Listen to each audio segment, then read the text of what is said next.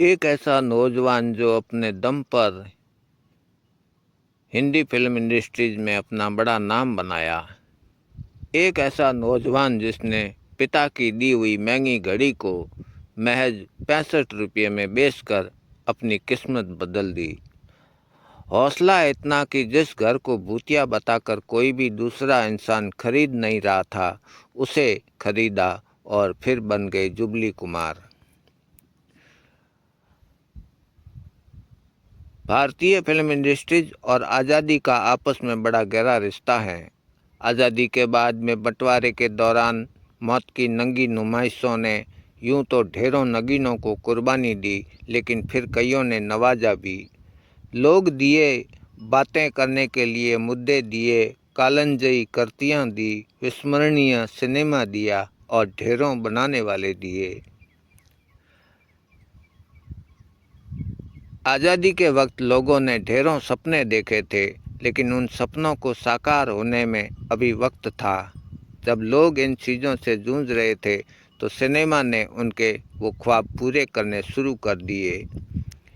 ये जिन लोगों की वजह से हो रहा था, उनमें से कई अदला बदली के शिकार कलाकार थे जो अपना सब कुछ छोड़कर दूसरे मुल्क में पनाह लेने आए थे। उसी में एक नाम था अभिनेता राजेंद्र कुमार का। एक वक्त जिनकी अमूमन हर फिल्म सिल्वर जुबली होती थी और लोग उन्हें प्यार से जुबली कुमार बुलाते थे। ये वो वक्त था जब भारत की फिल्म इंडस्ट्रीज में सुपरस्टार नहीं हुआ करते थे। वैसे अगर सुपरस्टार का दर्जा होता तो उन्हें ज़रूर मिलता। किसी एक्टर को सुपरस्टार का दर्जा इसके बाद इंडस्ट्रीज में कदम रखने वाले राजेश खन्ना के दौर से शुरू हुआ था। लेकिन राजेंद्र कुमार को कम आंकने की भूल करने से पहले ये जान लेना ज़रूरी है कि वो एक ऐसे अभिनेता थे जिन्होंने अपने 4 दशक के लंबे करियर में ढेरों सुपरहिट फिल्में दी।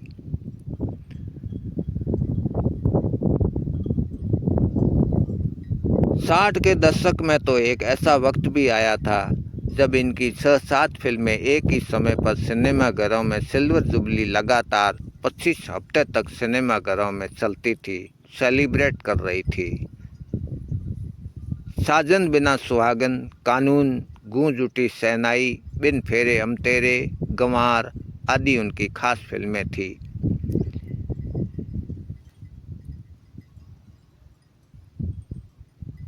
अपने बेटे कुमार गौरव का बॉलीवुड में लॉन्च उन्होंने अपने बैनर से ही किया।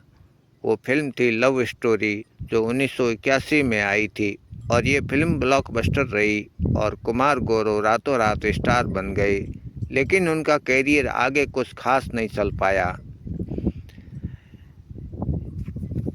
20 जुलाई 1929 को पंजाब के सियालकोट में जन्मे थे राजेंद्र कुमार। तब हमारा देश ब्रिटिश इंडिया कहलाता था। इनके दादाजी मिलिट्री कॉन्ट्रैक्टर थे और पापा कराची और सिंध में कपड़े का बिजनेस करते थे। मतलब राजेंद्र खाते पीते घर के थे। लेकिन बंटवारे ने आराम गृह छीन कर एक रिफ्यूजी में तब्दील कर लिया, जिसे अपने मुल्क छोड़कर परिवार के संग दिल्ली आना पड़ा। पैसे की ज़रूरत थी, कमाने का कोई ज़रिया चाहिए था, क्योंकि सारा काम धंधा तो पाकिस्तान में रह गया था। राजेंद्र कुमार ने सोचा कि करना ही है तो कुछ ढंग का करते हैं। सो फिल्मों में जाने का सोचा, लेकिन हीरो बनने नहीं, डायरेक्टर बनने के लिए। लेकिन पैसों की इतनी किल्लत थी कि ट्रेन का किराया तक जेब में नहीं था और अपनी कलाई से घड़ी उतारी और बेच डाली, सिर्फ 65 रुपये में। फ्रंटियर मेल पकड़ी और अपने सपनों की पोटली लिए पहुंच गए सपनों की नगरी मुंबई में। राजेंद्र मुंबई पहुंचकर मशहूर डायरेक्टर एस रवेल को असिस्टेंट करने लगे और इसी दौरान प्रोड्यूसर देवेंद्र गोयल की नज़र उन पर पड़ी और उन्होंने राजेंद्र को अपनी फिल्म जोगन में दिलीप कुमार और नरगिस के साथ साइन कर लिया। ये साल था 1955 का और इस फिल्म के लिए उन्हें मात्र 1500 रुपये मिले थे और ये फिल्म हिट हुई थी और राजेंद्र कुमार को स्टार माना जाने लगा।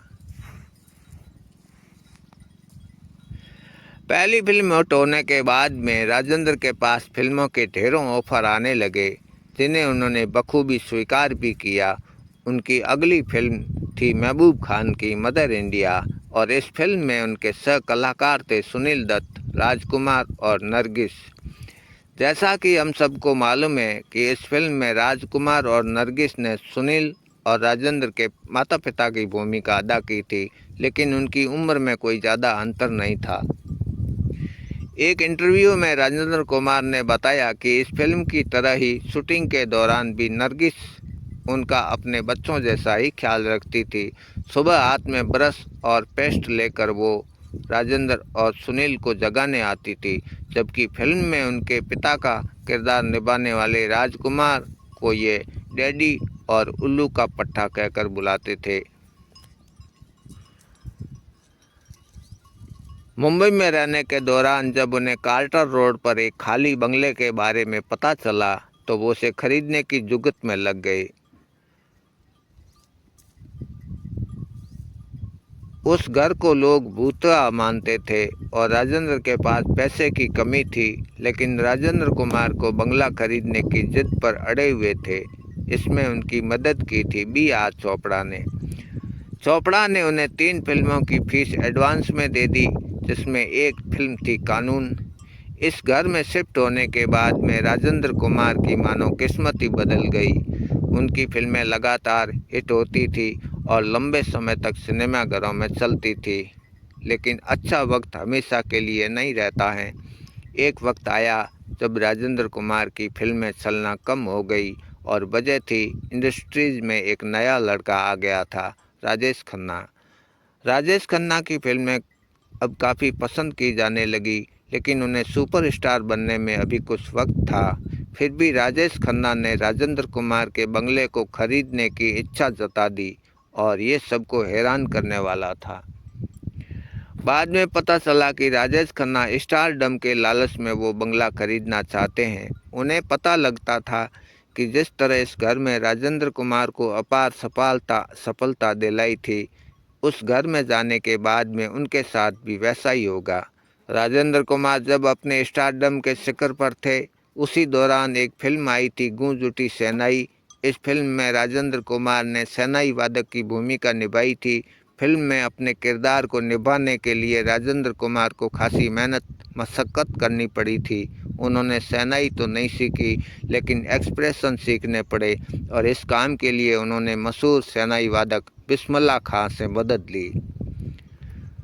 राजेंद्र कुमार लकड़ी की नकली शहनाई लेकर शीशे के सामने बैठ जाते और रिकॉर्डिंग के दौरान देखे बिस्मिल्लाह खां के एक्सप्रेशन और कंधे गले की हरकत को कॉपी करने की कोशिश करते थे। फिल्म रिलीज होने के बाद में जब राजेंद्र कुमार ने बिस्मिल्लाह खान को फिल्म दिखाकर उनके फीडबैक लिया तो उन्होंने कहा कि आप फिल्म में कहाँ थे, मैंने तो फिल्म में सिर्फ खुद को देखा।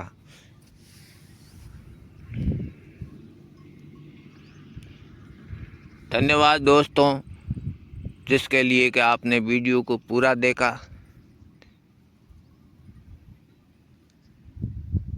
और ये वीडियो अगर आपको पसंद आया हो तो लाइक ज़रूर करें।